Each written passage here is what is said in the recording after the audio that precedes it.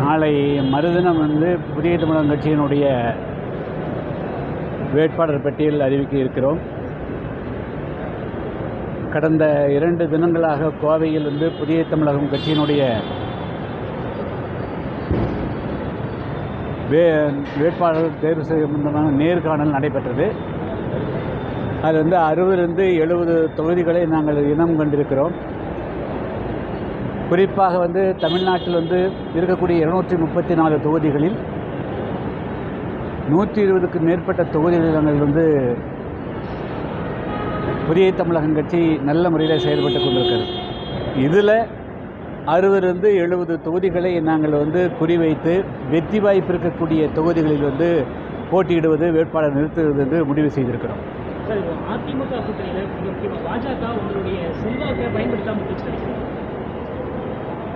அதாவதுங்க 2021 சட்டமன்ற தேர்தலுக்கு பிறகு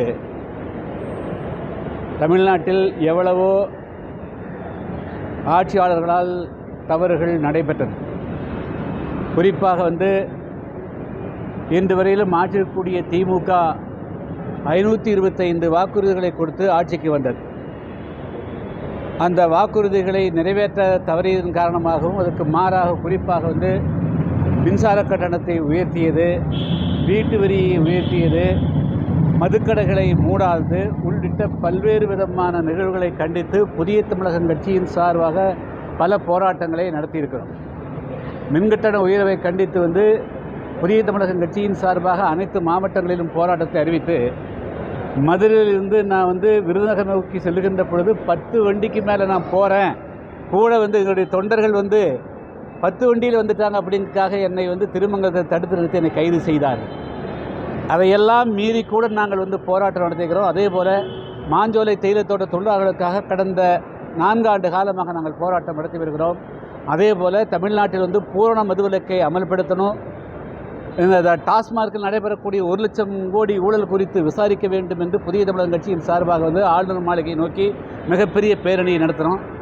அதே போல் 18% இடஒதுக்கீட்டில் 3% பிரித்து ஒரு குறிப்பிட்ட பிரிவுக்கு 3% மட்டும் கொடுப்பதற்காக எஞ்சியிருக்கக்கூடிய 15%த்திலும் அவர்களுக்கே கொடுத்த காரணத்தினால தமிழ்நாட்டில் பட்டியல் பிரிவுக்கக்கூடிய தேவேந்திர குல வேளாளர்களும் ஆதிராவிடர்கள் அழைக்கப்படக்கூடிய பழைய சமுதாய மக்களும் மிகப்பெரிய பாதிப்புக்கு ஆளானார்கள்.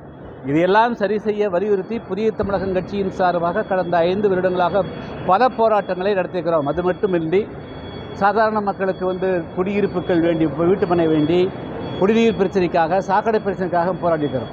ஆனால் ஒரு பிரதான கட்சியாக 63 சட்டமன்ற உறுப்பினர்கள் வைத்திருக்கிற அதிமுக ஒரு போராட்டத்தையும் கூட நடத்தவே இல்லை. அவர்கள் தனியாக நடத்தலை, கூட்டு சேர்ந்து நடத்தலை. ஆனால் நாங்கள் அப்படி இருந்தும் கூட இந்த தமிழ்நாட்டில் ஒரு ஆட்சி மாற்றத்தை உருவாக்க வேண்டும், தமிழ்நாட்டில் ஒரு நல்லாட்சி மலரணும், அதுவும் ஒரு கூட்டணி ஆட்சி வளர்ந்தால் அனைத்து தரப்பு மக்களுக்கு ஒரு நல்லது கிடைக்கும் என்ற அடிப்படையில் நாங்கள் 2024ஆம் ஆண்டு நாடாளுமன்ற தேர்தலில் அவரோடு இணைந்து போட்டியிட்டதனுடைய தொடர்ச்சியாக நீட்சியாக இந்த 2026 சட்டமன்ற தேர்தலிலும் அவரோடு கூட்டணி அமைப்பதற்கு நாங்கள் முயற்சி எடுத்தோம். அதுக்காக பல சுற்று பேச்சுவார்த்தையை நடத்தினோம். அதில் பிஜேபியும் இருக்கிறது.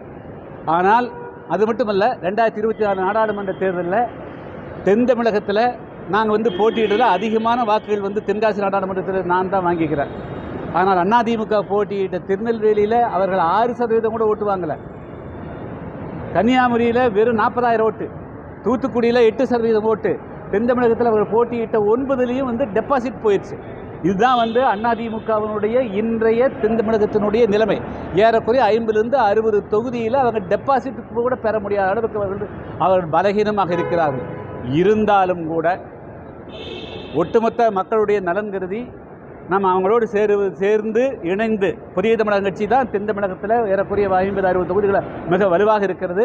அவரோடு இணைந்து நம்ம இந்த தேர்தலை சந்தித்து எப்படியாவது திமுக ஆட்சியை அகற்ற வேண்டும், மாற்றாக ஒரு நல்லாட்சியை கொண்டு வர வேண்டும் என்ற நம்பிக்கையில் தான் கூட்டணிக்காக ஏற்பாடு செய்வோம்.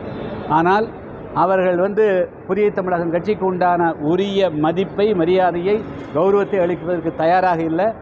அவர்கள் தன்னிச்சையாக எங்களுக்கு மோடி இருக்கிறார் டெல்லியில், அமித்ஷா அவர்கள் எடப்பாடி பழனிசாமி எப்படியாவது முதலமைச்சர் ஆக்கி விடுவார் என்ற கனவோடு இந்த தேர்தலை அணுகுகிறார். அவர் வந்து இன்னும் சொல்லப்போனால் இந்த தேர்தலில் வந்து எல்லாத்தையும் புறக்கணிச்சிருக்கிறார். அதாவது அவரை வந்து ஆளாக்கிய வந்து சசிகலா அவர்களை வந்து ஒதுக்கி வச்சுட்டாரு. பணி அவரோடு இணைந்து 30-40 ஆண்டு காலம் வந்து எங்கள் அதிமுகவில் இருந்த பன்னீர்செல்வத்தை புறக்கணித்தார். அதே போல் பல அரசு இப்போ வந்து பாஜகவுக்கு வந்து 27 சீட்டுகள் வெற்றி பெறாத சீட்டை கொடுத்துருக்கிறாரு. எல்லா அரசு கட்சியும் புறக்கணிச்சிட்டு தான் மட்டும் எப்படியாவது வெற்றி வென்றுவதெல்லாம் அவர்களை வந்து எடப்பாடி பழனிசாமியை எப்படியாவது அமித்ஷா அவர்கள் நேராக தூக்கி கொண்டு வந்து செயின்ட் ஜார்ஜ் கோட்டையில் உட்கார வச்சிருவார் என்ற ஒரு நம்பிக்கையோடு அவர் எல்லாத்தையும் வந்து உதாசீனப்படுத்துகிறார், புறந்தள்ளுகிறார். அதற்குண்டான விலையை வந்து அவர் வந்து அனுபவிக்க வேண்டியிருக்கும். அவர் வந்து ஆட்சி அமைப்பதற்கு உண்டான கூட்டணி ஒரு இந்த தேர்தலில் முயற்சி செஞ்ச மாதிரி தெரியல.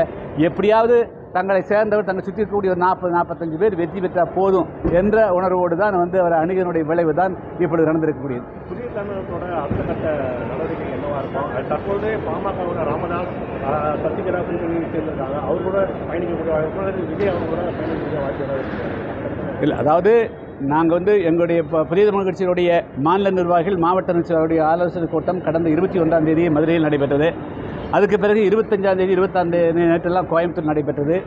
எல்லாருமே வந்து நாம் வந்து மிகவும் வலுவாக இருந்து கொண்டு ஏன் வந்து அவங்க இடத்துல வந்து இறங்கி போகணும்? அவர்கள் நம்முடைய வலுவுக்கு ஏற்ப நாங்கள் கேட்குற தொகுதிகளை கொடுக்க மறுக்கின்ற பொழுது நாம் இறங்கி அடித்து பார்ப்போம், ஆச்சா அவங்களா நாமளா அப்படிங்கிற அளவுக்கு வந்து தான் நாங்கள் வந்து புதிய தமிழ் கட்சி முடிவெடுத்து நாங்கள் தனித்து போட்டியிருக்கிறோம். நீங்கள் சில கருத்துக்களை சொல்லியிருக்கிறீங்க, அதையெல்லாம் வந்து நாங்கள் வந்து உடனடியாக முடிவெடுக்க முடியாது. இருந்தாலும் வேட்பாளர் பட்டியல் நாளைக்கு முன்னால் அறிவிக்க இருக்கிறோம். வேறு வந்து யார் தயாராகிறாங்கன்னு சொல்ல முடியாது. அதான் வந்து களவு நிலவரங்களை பார்த்து முடியும். சார், தனியாக போட்டியிட முடிவு பண்ணிட்டீங்க. இப்போ அதிமுக இல்லை, நீங்கள் அதிமுக எதிர்க்கிறேன்றீங்க. அதாவது இன்னும் தெளிவாக சொல்லப்போனால் நாங்கள் வந்து தேசிய ஜனநாயக கூட்டணி பிஜேபி அதிமுக இருக்கிற கூட்டணியிலிருந்து புதிய தமிழகம் கட்சி வெகு தூரம் விலகி வந்துவிட்டு அவர்களுக்கும் எங்களுக்கும் எந்த விதமான ஒட்டும் இல்லை, உறவும் இல்லை. தமிழக வெற்றி கழகம் விஜய் அவரோட கட்சியோட கூட்டணிக்கு ஏதாவது வாய்ப்பு இருக்கு? அவர்கள் முயற்சி எடுத்தால் அதை பற்றி சிந்திப்போம். அவர்களிடத்திலிருந்து ஏதாவது முயற்சி வந்தால் அதை பற்றி பரிசீலிப்போம். தவிர அவர்களிடத்தில் முயற்சி வருகிறதா என்று நீங்கள் பார்த்தா சொல்லுங்கள். 1.5 கோடி தேர்தல்களுடைய அறிக்கையில் வெளியிட்டிருக்கீங்க. தென் தமிழகத்தில் இந்த தாழ்த்தப்பட்ட மக்களுடைய வாக்குகளை பாஜக அதிமுக வேணான்னு நினைக்கிறதா? அதுதான் அர்த்தம் ஆச்சுங்களா? அவங்க வந்து 2024 வந்து பிஜேபிக்கே கிடைச்ச ஓட்டு வந்து அந்த அன்றைக்கி தேசிய ஜனநாயக கூட்டணி கிடைச்ச ஓட்டு வந்து பாரத பிரதமர்களை மோடி அவர்களை வந்து பிரதமராக்கிறதுக்காக கிடைச்ச ஓட்டு. அது எடப்பாடி பழனிசாமி முதலமைச்சராக்கிறதுக்காக அந்த ஓட்டு வராது ஆச்சுங்களா? அதனால் வந்து எங்களை பொறுத்த மட்டிலும் தமிழ்நாட்டில் இன்றைக்கி வந்து அமைக்கப்பட்டிருக்கிற அதிமுக கூட்டணி வந்து மிக மிக வலுவற்ற கூட்டணி, அதுதான் சொல்ல முடியும். சார், உங்களோட வெற்றி வாய்ப்பு எப்படி இருக்கும்? நீங்கள் 70 தொகுதியில் போட்டியிடுவோம்னு சொல்கிறீங்க, உங்களுக்கு கூட்டணி இல்லாமல் வெற்றி வாய்ப்பு எப்படி இருக்கும்? அதாவதுங்க 1996 30 வருடங்களுக்கு முன்பாகவே வெறும் 1 லட்சம் ரூபாய் மட்டுமே செலவழித்து தனித்து போட்டியிட்டு ஓட்டப்படாரம் சட்டமன்ற தொகுதியில் நான் வெற்றி பெற்றவர். அதே மாதிரி நாங்கள் வந்து இன்றைக்கி வந்து பணபலங்கள் இருக்குது, அதிகார பலம் இருக்கிறது. இதையெல்லாம் மீறி மக்களை வந்து நாங்கள் அரசியல்படுத்தி தமிழ்நாட்டில் அவர்களுக்கான குரல் சட்டமன்றத்தில் வலுவாக ஓங்கி ஒலிக்கணும். அதே போல் தமிழ்நாட்டில் வந்து மதுவிலக்கை வந்து பூரணமாக கொண்டு வருவதற்கு வந்து வலுவான குரல் கிடைக்கணும். அதே போல் முறையாக வந்து சமூக நீதி அமல்படுத்தப்படணும். தமிழ்நாட்டில் வந்து ஏழை எளிய மக்களுக்கு அனைத்தும் கிடைக்கணும், லஞ்சலாவண்யம் இல்லாமல் வந்து வேலைவாய்ப்புகள் கிடைக்கணும். அப்படிங்காக குரல் கொடுப்பதற்காகத்தான் புதிய தமிழகம் கட்சி தனி அடையாளப்படுத்தியிருக்குது.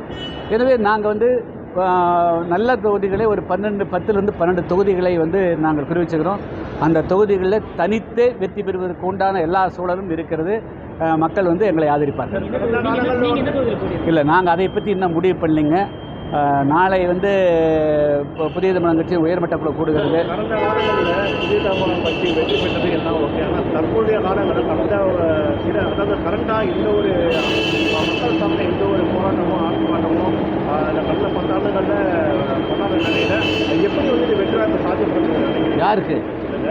கடந்த 10 ஆண்டுகள் பெரிய லெவலில் வந்து புதிய தமிழகம் கட்சியிலே தமிழகத்தில் எந்த ஒரு ஏங்க புதிய தமிழகம் கட்சி தான் பெரிய அளவுக்கு போராட்டமே நடத்தியிருக்குது. மாஞ்சோலை தேயிலை தோட்ட தொழிலாளர்களுக்கு இங்கே தமிழகத்தை தாண்டி சென்னை உயர்நீதிமன்ற மதுரை கிளையில் 10 முறை நானே வந்து அப்பீராகி அந்த மக்களுக்காக போராடிக்கிறேன். டெல்லி வரையிலும் சென்று நான் வந்து அவங்களுக்காக ஆர்ப்பாட்டம் போராடி சுப்ரீம் கோர்ட்டில் போயிருக்கிறேன். அதே போல் தமிழ்நாட்டில் வந்து பூரண மதுவிலக்கு அமல்படுத்தணும், டாஸ்மார்க்கில் வந்து நடக்கக்கூடிய ஊழல் 1 லட்சம் கோடி ஊழலுக்கு வந்து முழுமையான சிபிஐ விசாரணைக்க வேண்டும் என்று சென்னை ஆளுநர் மாளிகை நோக்கி போராட்டம் நடத்துவது நான். தமிழ்நாடு எங்கும் இன்று வரையிலும் மக்களோடு மக்களாக இருந்திருக்கக்கூடிய ஒரே கட்சி புதிய தமிழக கட்சி தான். அப்போ இருக்கிற சூழ்நிலை இப்போதும் இருக்கு நீங்கள் நினைக்கிறீங்க தனித்து போட்டிட்டா வெற்றி பெற முடியாது? இல்லை, அதாவது தனித்து போட்டியிட்டே வந்து நாங்கள் வந்து எல்லா தொகுதிகளையும் கைப்பற்றுவோம்னு சொல்ல முடியாது. ஆனால் நாங்கள் வந்து 70,000 80,000 வாக்கள் 85,000 வாக்கு இருக்கக்கூடிய பல தொகுதிகள் இருக்கிறது. அந்த தொகுதிகளில் எங்கள் தேவேந்திர மக்கள் தனித்து வந்து அவர்கள் அவங்களுடைய எங்களுடைய கட்சிக்கு வாக்களிப்பதை வந்து ஒருமுகப்படுத்தப்பட்டு விட்டால் நிச்சயமாக அந்த தொகுதிகளில் நாங்கள் வெற்றி காண்போம். சார், திமுகவோட ஏதாவது பேச்சுவார்த்தை நடத்துறீங்களா? இல்லை சார், அந்த மாதிரி எல்லாம் எந்த கட்சியோடு நாங்கள் பேச்சுவார்த்தை டெல்லிக்கு போயிட்டு அமித்ஷாவை சந்திக்கிறதுக்கு வாய்ப்பு இருக்கா? இல்லை சார், நாங்கள் வந்து அந்த மாதிரி எந்த முயற்சியும் எடுக்கலை சார், யாரையும் எடுக்கலை. நாங்கள் வந்து இப்பொழுது எங்களுடைய பார்வை வந்து வேட்பாளர் பட்டியல் நாளைக்கு மறுதினம் அனுப்பிக்கிறது, களப்பணியை துவக்கிறது, இதில் தான் நாங்கள் வந்து குறியாக இருக்கிறோம். மற்றபடியாக மீண்டும் பின்னோக்கி பயணிக்கிறதுக்கு எந்த விதமான எண்ணமும் எங்களிடத்தில் இல்லை. இல்லை 60லேருந்து 70 தொகுதி மிக முக்கியமாக அடையாளம் கண்டிருக்கிறோம். அது எத்தனைங்கிறது வந்து நாளை முடிவு செஞ்சு நாளைக்கு மறுநாள் வந்து பத்திரிகையாளர் சந்திப்பில் தான் நாங்கள் அறிவிக்கிறோம். நேற்றைய தினம் வந்து தாவேகா தலைவர் விஜய் வந்து டிஜிஆர் வந்து ஒரு புகார் அனுப்பியிருந்தாரு. நேற்றைக்கு அறிவிச்சிருந்தார். அதாவது என்னன்னா பொன்ராஜ் அவர்கள் வந்து தாவேகா பெண்கள் வந்து ஆபாசமாக பேசுறதுக்கு ஒரு புகார் அனுப்பிச்சிருக்காரு. இதை நீங்கள் எப்படி பார்க்குறீங்க? என்ன அது என்னங்கிறது நான் நேற்றெல்லாம் வந்து நைட்டு 10-12 மணி வரலும் வந்து வேட்பாளர் நேர்கால் நடந்தது, நான் அதெல்லாம் பார்க்கலீங்க. இப்பொழுது வந்து எங்களுடைய கட்சியோட நிலைப்பாட்டு சம்மந்தமாக தான் நான் சொல்ல முடியும், மற்றதெல்லாம் நான் அப்புறம் பேசுகிறேன். Okay, thank you.